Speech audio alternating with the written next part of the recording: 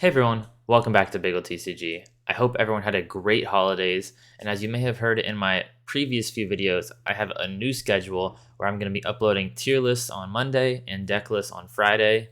Maybe if there's too many tier lists or deck types coming out, we'll change that a little, but that is the plan so far, and I'm excited to be back from holiday break with the tier list on this Monday, right before ProQuest season. I'm not sure if there were some last weekend, the last 2 days, but I know I'm playing in some this upcoming weekend, so I'm really excited to hop into this and talk about an updated Dynasty CC tier list.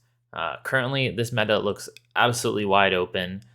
We just had a pretty recent event that took place, and it was over at Arcane Events. There was 38 people, so a decent amount of people, and the event was won by Oldham, by Craig Pollack on Oldham.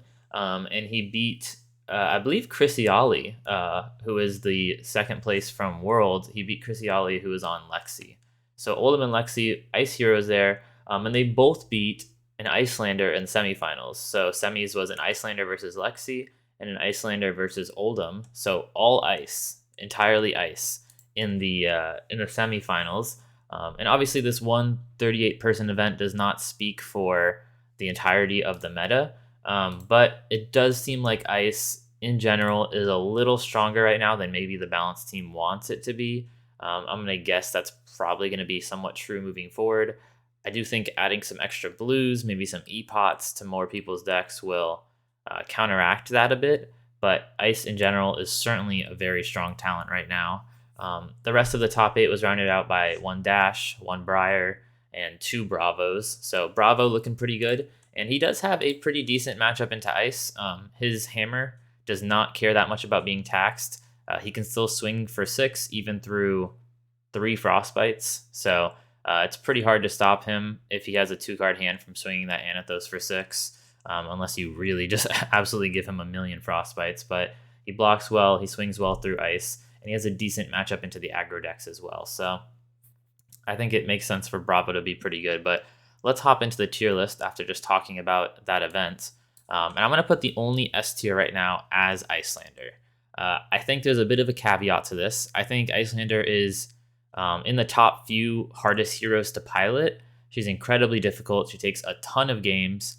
I certainly don't want to try my hand at her at an event right now. I don't have a lot of practice on her, and I think you probably need to put in, I don't know a number, but probably a few hundred hours on her before you really get her in the way that she's an S tier hero. I think if you're just picking up a hero, she's more like A tier because of her difficulty. So that's why there's a bit of a caveat there. But if played at max potential, I think she's probably the only S tier hero right now. She's incredibly powerful, has a ton of lines of play, and has counterplay to almost every hero in the game. So it's just a lot of thinking, and you got to know exactly when to play your disruption, exactly when to go for the kill, what to do with every hand. She's quite difficult and definitely not a linear deck at all. So S tier with the caveat of being A tier if you're just picking her up, but still quite a powerful hero. But you really need to know the sideboard plans and everything like that. So pretty difficult, but definitely rewards people like Michael Hamilton, who won the recent World Championship on Icelander, for putting in all the time. I know he quit his job to practice for Worlds. And that's the kind of thing that Icelander takes. You know what I'm saying? That is a hard hero. But that is the current S/A+ hero. The only hero I think is S tier. And I think the meta is wide open outside of that. There's a lot of heroes I would put in A tier. So I think the Guardians are both A tier. Oldham is still quite powerful, still has a lot of disruption. Winter's Wail is always going to be one of the strongest weapons in the entire game. And he has all the great channel like Frigid and Ice React and everything he's got going for him. He's still quite powerful and still has a pretty good matchup into all of those aggro decks running around, as well as the Rangers. Bravo is a little more aggressive version of Guardian that sometimes gets a little more rolled over by aggro. He doesn't have the consistency of disrupting with his weapon every turn. And if he doesn't find his disruption in the form of like Spinal Crush or Crippling Crush, if those are lower down in his deck, he's not able to survive for quite as long as Oldham can, which Oldham can always just Winter's Wail and Ice React and slow the game down until he finds his power cards. So Bravo probably a bit stronger than Oldhim is into Icelander, for example, but maybe a bit weaker into the aggro decks where he can sometimes stumble if he doesn't find his cards. But both Guardians pretty strong right now. And then we have 3 aggro decks that are all pretty strong with Dash, Fi, and Briar. All 3 of these are pretty powerful. Dash is the most, I guess, straightforward. She just has straight damage, hits really hard, not many on hits at all, but certainly does a lot of damage just coming right out of the gate. Has if you want to go check out a really cool build of it, go check out the Arsenal Pass video that just came out pretty recently, last few weeks. It's a crankshaft, I think that's how you say it, hyperdriver aggro dash, where you're trying to use the extra resource from hyperdriver to then turn that into Tekla core activating and then getting 2 resources. So getting potentially 2 free resources every turn, and not having to ever pitch. So you start out with just your 0 cost attack, get a resource, turn that resources into 2 resources, and then hopefully not having to pitch at all that turn. It's a pretty cool idea and a very powerful build. And then Fi hasn't really changed at all. Dash is the only hero really on this list that has gotten a lot of tools. I think this tier list would be almost exactly the same without Dynasty, except Dash would be in like B tier. I think the only change that really happened because of Dynasty is Dash moving up to A tier with the new powerful tools she has, like Pulse Wave Harpoon, like Hanabi Blaster, like BIOS Update, like Crankshaft. So those tools get her up to A tier, but I think the rest of the tier list would probably be similar. It doesn't seem like Dynasty made a huge impact on the meta. But yeah, Fi and Briar staying pretty similar. Briar did get her new build that is all I've been playing for the past month or 2 now. It's my favorite, probably my favorite deck in quite a while. Just I call pay to win Briar. I put a video out about it recently if you want to go check it out. But it uses the new Crown of Dominion from Dynasty to play cash in. Uses some extra blues so you can hard cast cash in, and you're just trying to draw through your deck as quickly as possible to find those Channel Mount Heroics, right? So turns out draw is already pretty good, and it's even better if you're a deck that revolves around basically 3 cards, which is what Briar is. She's a deck that just wants Channel Mount Heroic and is pretty mediocre, probably more of a B tier hero if Channel Mount Heroic didn't exist. It's definitely what makes her an A tier hero, but I think that's most of the A tier. I think the only thing we need to round out here is the last ice hero in the form of Lexi. You can see we've got 3 different aggro decks here, and Lexi is very, very good into aggro, so she's very happy to see any of these 3 decks here.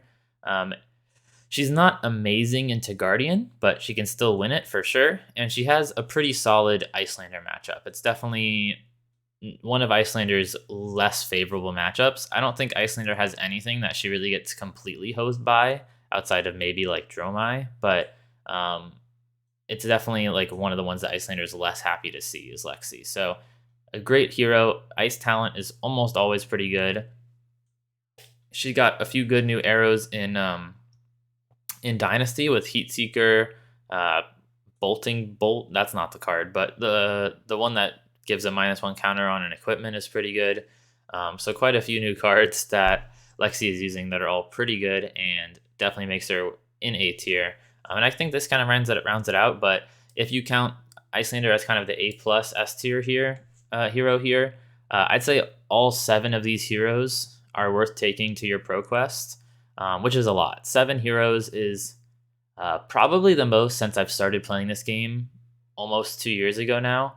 It's probably the most heroes I would ever say are viable for at any one moment, but especially during a ProQuest season, right? Like this is my 3rd ProQuest season, and in the previous 2 ProQuest seasons, it was like basically just Starvo and Chain in the previous one, and then before that, it was basically just Chain. So the last 2 ProQuest seasons were kind of dominated by specific heroes. Less than 3 heroes probably viable in either of those seasons, and now we have 7 that I think are all pretty viable. So even if I said earlier that maybe the balance team wants to look at ice a little, I mean, this format is fantastic. It's very wide open.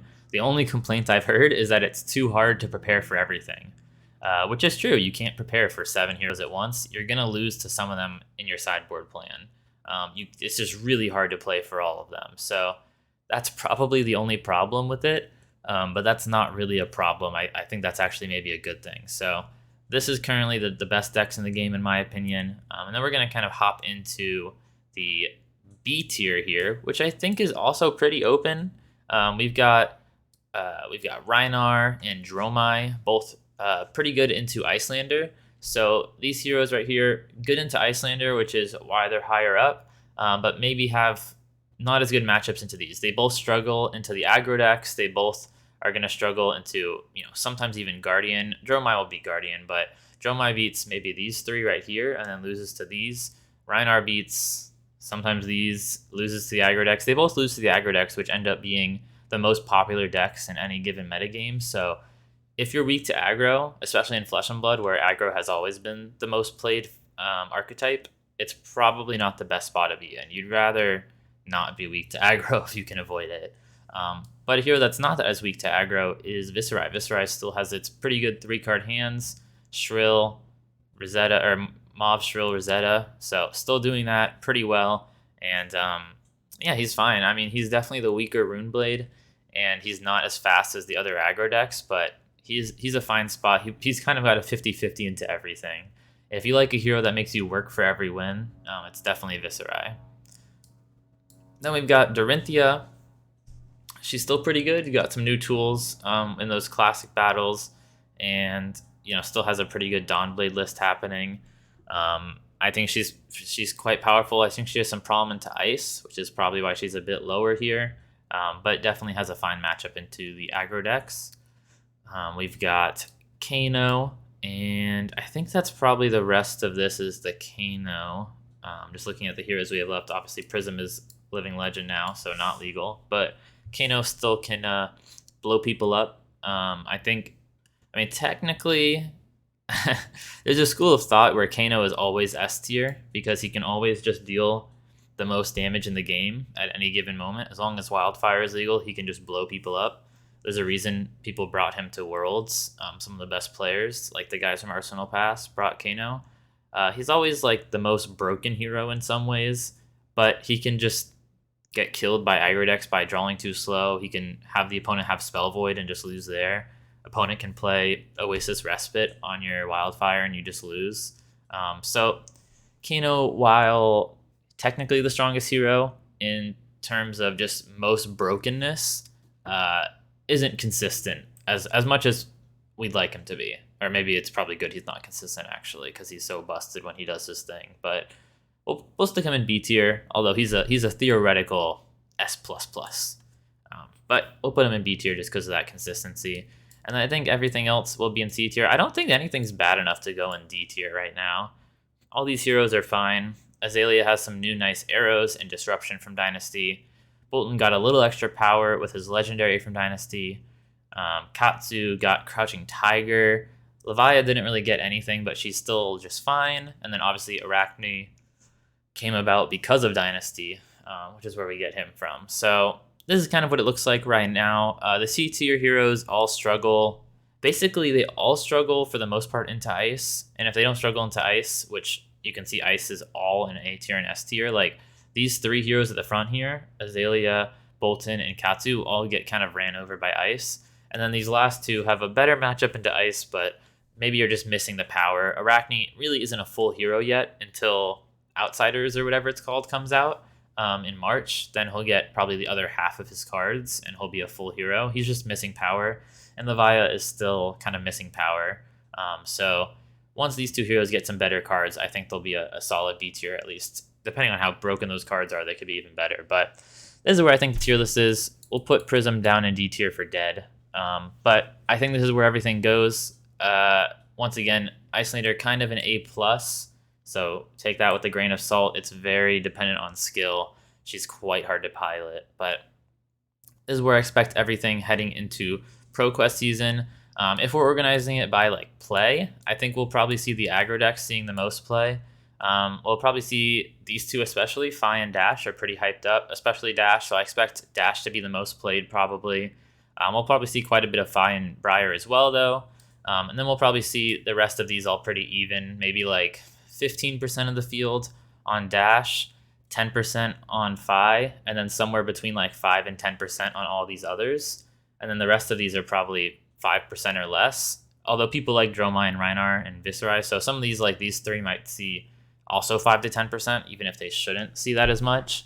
But I think probably these are the most played heroes. I definitely think you should be prepared for Dash. I definitely think you need to have a plan into the ice decks. So you want to be prepared for these aggro decks and what they're doing, and you want to be prepared for these ice decks as well. I think those are the two main things. You want to have a plan into the ice decks and a plan into the aggro decks. If you have a good plan into both, your deck's probably really good. So I would look for that as your starting point. But I wish everyone the best of luck in the ProQuest Season 3. I think I'm playing in 3 events this time, so hopefully I win one of them. I'd love to go to the Pro Tour, so that'd be really nice. But yeah, have a great week, everyone. I'll see you on Friday for a deck tech. Remember to like, subscribe, comment, and I'll see you next time.